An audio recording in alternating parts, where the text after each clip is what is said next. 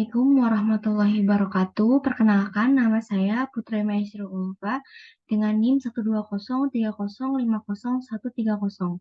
Di sini saya akan mempresentasikan hasil yang telah saya sajikan, yaitu mengenai kode etik mediator non-hakim. Nah, kita mulai saja. Yang pertama, ada ruang lingkup kode etik mediator non-hakim itu ada 3, yaitu ada profesionalisme mediator, lalu ada organisasi penyelenggara sertifikasi editor, dan yang ketiga ada mekanisme dan penanganan pelanggaran.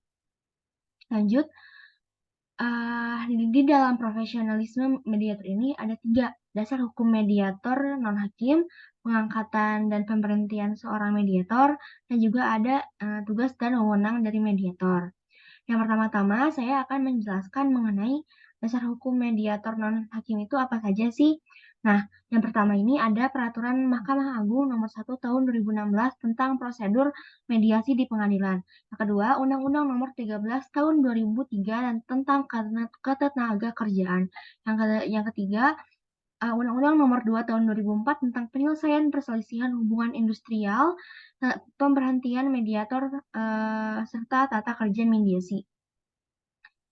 Nah, yang kelima itu ada pasal 24 Undang-Undang Dasar Negara Republik Indonesia tahun 1945. Yang keenam ada Regulamen Indonesia yang diperbaharui menjadi HIR Statut 1941 nomor 44. Dan yang ketujuh ada nomor Undang-Undang nomor 4 tahun 2004 tentang kekuasaan kehakiman. Yang kedelapan ada Undang-Undang nomor 14 tahun 1985 tentang Mahkamah Agung. Yang ke-9 ada Undang-Undang Nomor 2 Tahun 1986 tentang Peradilan Umum. Yang ke-10 ada Undang-Undang Nomor 25 Tahun 2000 tentang Program Pembangunan Nasional Lembaran Negara Nomor 206 Tahun 2000. Nah, yang terakhir itu ada Undang-Undang Nomor 7 Tahun 1989 tentang Peradilan Agama. Nah, yang selanjutnya ini ada pengangkatan dan pemberhentian seorang mediator. Yang pertama itu kita akan bahas mengenai pengangkatan seorang mediator. Nah, pengangkatan seorang mediator ini diangkat oleh menteri. Nah, pengangkatannya itu diusulkan oleh yang pertama itu oleh Direktur Jenderal untuk mediator pada kementerian, yang kedua Kepala Dinas Provinsi untuk mediator pada Dinas Provinsi, dan yang ketiga Kepala Dinas Kabupaten Kota untuk mediator pada Dinas Kabupaten atau Kota. Nah, usulan pengangkatan mediator ini harus melampirkan fotokopi surat keputusan pangkat terakhir, fotokopi surat keputusan penempatan, fotokopi ijazah pendidikan S1 yang dilegalisir, yang selanjutnya ada fotokopi sertifikat kelulusan pendidikan dan pelatihan mediator, dan yang kelima ada asli surat keterangan sehat dari dokter, dan yang keenam ada foto berwarna terbaru ukuran 3x4 sebanyak 3 lembar belakang biru, dan yang terakhir sasaran kerja pegawai atau SKP 1 tahun terakhir dengan nilai rata-rata yang baik. Nah, lalu usulan ditembuskan kepada Kepala Dinas Provinsi. Lalu ada pemberhentian seorang mediator. Mediator dapat diberhentikan karena yang pertama itu permintaan sendiri, yang kedua tidak bertugas lagi pada Direktorat Jenderal atau Dinas Provinsi atau Dinas Kabupaten atau Kota, yang ketiga berhenti sebagai pegawai negeri sipil, yang keempat pensiun, yang kelima meninggal dunia. Nah, pemberhentian mediator karena pemerintahan sendiri diajukan oleh mediator bersangkutan kepada yang pertama Direktur Jenderal untuk mediator yang berkedudukan di kementerian, yang kedua Kepala Dinas Provinsi untuk mediator yang berkedudukan di provinsi, dan Kepala Dinas Kabupaten. Nah, yang ketiga ini Direktur Jenderal meneruskan pengajuan pemberhentian mediator kepada Menteri. Lalu pemberhentian mediator diajukan oleh Direktur Jenderal kepada Menteri, lalu Menteri menerbitkan surat keputusan pemberhentian mediator berdasarkan pengajuan. Nah, lalu ada poin yang terakhir dari poin yang pertama ini, yaitu tugas dan wewenang mediator. Nah, mediator bertugas untuk melakukan pembinaan hubungan industrial, yang kedua, pengembangan hubungan industrial, dan yang ketiga, penyelesaian perselisihan hubungan industrial di luar pengadilan.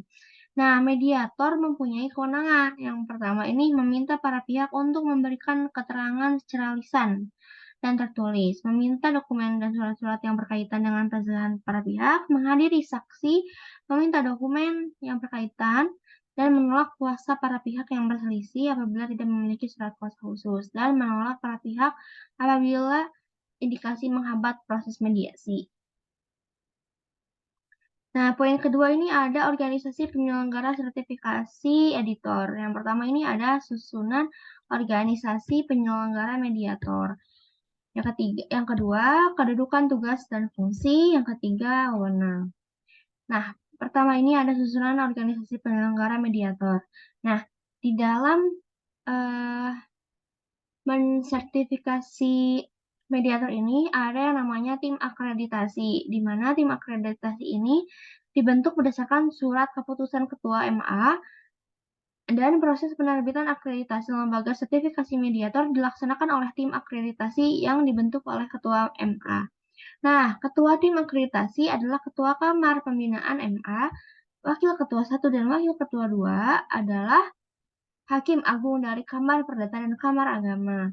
Sekretaris adalah Kepala Biro Hukum dan Humas Mahkamah Agung. Anggota ini terdiri atas merupakan perwakilan dari yang tadi Biro Hukum, Humas Mahkamah Agung, Kamar Perdata, dan Kamar Agama. Dalam pelaksanaan tugasnya, tim akreditasi didukung oleh sekretariat. Nah, sekretariat tim akreditasi berdudukan pada Biro Hukum dan Humas Mahkamah Agung. Nah, selanjutnya dijelaskan lebih detail, ini susunan organisasi lembaga sertifikasi mediator. Yang pertama ini ada yang paling atas itu Dewan Pengarah, lalu ada Ketua, Ketua Komite Skema, Manajer Sertifikasi, Manajer Administrasi, Manajer Mutu, dan Manajer Keuangan. Lanjut di sini ada kedudukan, tugas, dan fungsi. Nah, memiliki tugas dan fungsi yaitu menerima permohonan perpanjangan akreditasi, meneliti kelengkapan dokumen persyaratan, melakukan konfirmasi dan verifikasi, memberikan pengarahan kepada lembaga sertifikasi mediator terkait akreditasi dan penyelenggaraannya. Yang kelima, menilai kelayakan lembaga sertifikasi mediator, dan yang keenam, mempersiapkan keputusan Ketua MA tentang pemberian dan perpanjangan akreditasi, menyampaikan keputusan Ketua MA tentang pemberian atau perpanjangan akreditasi kepada lembaga sertifikasi mediator melalui sekretariat, menyusun pedoman lain yang dibutuhkan tentang tata cara permohonan dan pemberian dan perpanjangan akreditasi mediator. Lalu melakukan publikasi dan mengelola website dan memberikan laporan tahunan. Nah, untuk wewenangnya itu saya tidak menemukan di berbagai sumber manapun. Nah, lanjut. Yang ketiga itu ada mekanisme dan penanganan pelanggaran kode etik.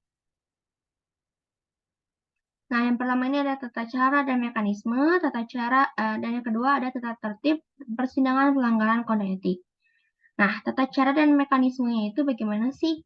Nah, yang pertama itu adanya ketidakberpihakan. Dalam menjalankan tugasnya, mediator tidak memihak kepada salah satu pihak yang bersengketa. Mediator harus berupaya untuk tetap mempertahankan sikap tidak memihak selama mediasi berlangsung. Benturan kepentingan, mediator berkewajiban untuk mengungkapkan segala bentuk kemungkinan benturan kepentingan yang diketahuinya kepada para pihak. Yang ketiga, kerahasiaan. Mediator harus menyampaikan kepada para pihak tentang prinsip-prinsip kerahasiaan dalam mediasi. Mediator tidak diperkenankan untuk menyampaikan informasi atau dokumen apapun yang digunakan selama mediasi antara mediator dengan para pihak kepada siapapun yang bukan merupakan para pihak dalam mediasi. Selanjutnya ada tata tertib persidangan pelanggaran kode etik.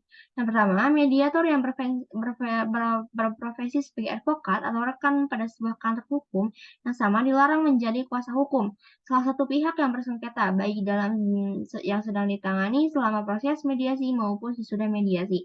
Yang kedua, setiap mediator dilarang menggunakan sikap atau perkataan kotor yang berpotensi menyinggung salah satu pihak dalam proses mediasi berlangsung.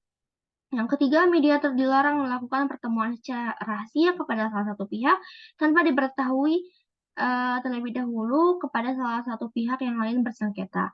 Yang keempat, mediator dilarang menerima hadiah atau pemberian dalam bentuk apapun dari salah satu pihak atau para pihak selama proses mediasi berlangsung, selain biaya mediator yang telah disepakati sebelumnya.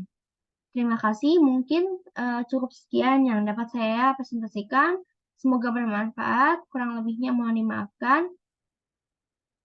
Wassalamualaikum warahmatullahi wabarakatuh.